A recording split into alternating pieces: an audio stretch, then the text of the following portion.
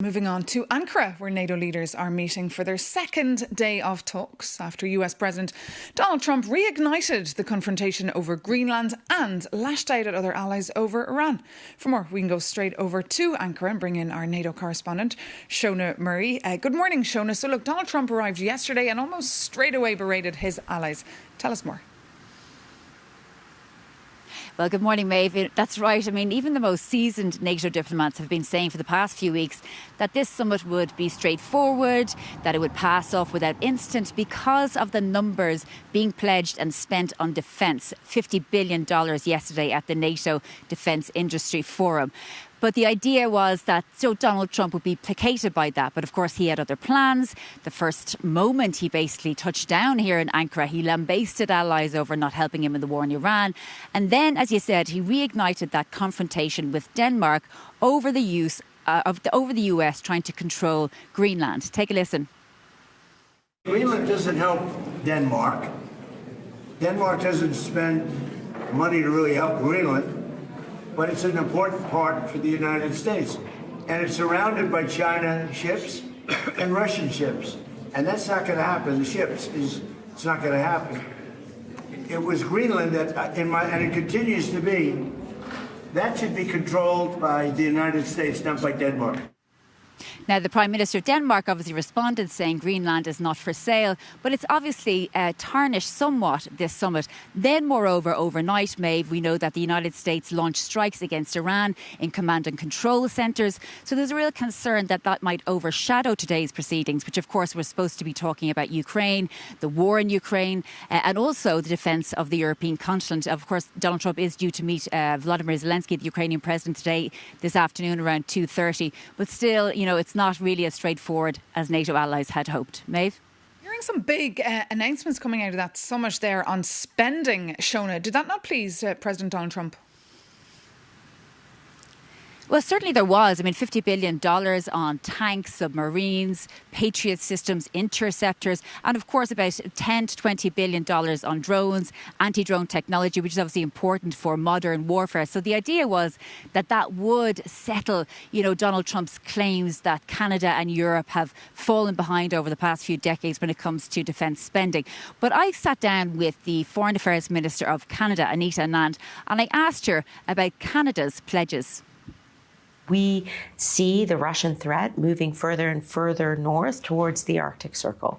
And we therefore need to be at all times prepared across various domains.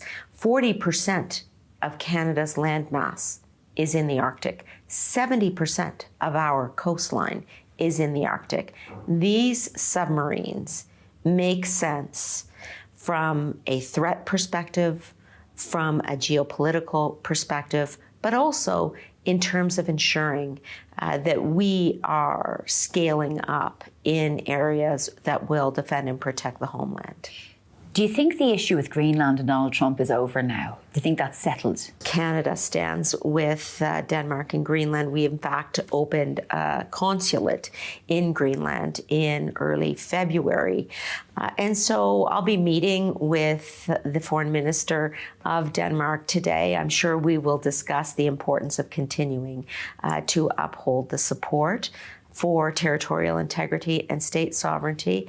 And as for future predictions, very difficult to say, but all that for Canada means that we are fundamentally supporters of international law and of multilateralism, including the principle of state sovereignty and territorial integrity.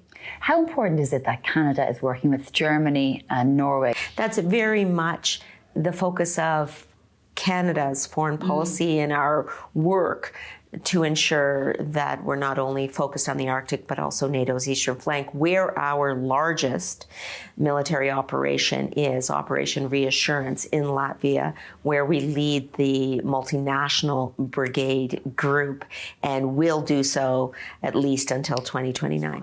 Do you think that Ukraine has turned the tide somewhat on the war in Ukraine, the Russian invasion of Ukraine? I do. I will say that there is every reason to see Ukraine as having the capability, the expertise, and the know-how on the battlefield to fight and win this war. Countries around the world are seeking out the expertise of the Ukrainian armed forces and President Zelensky's overall strategy in the war.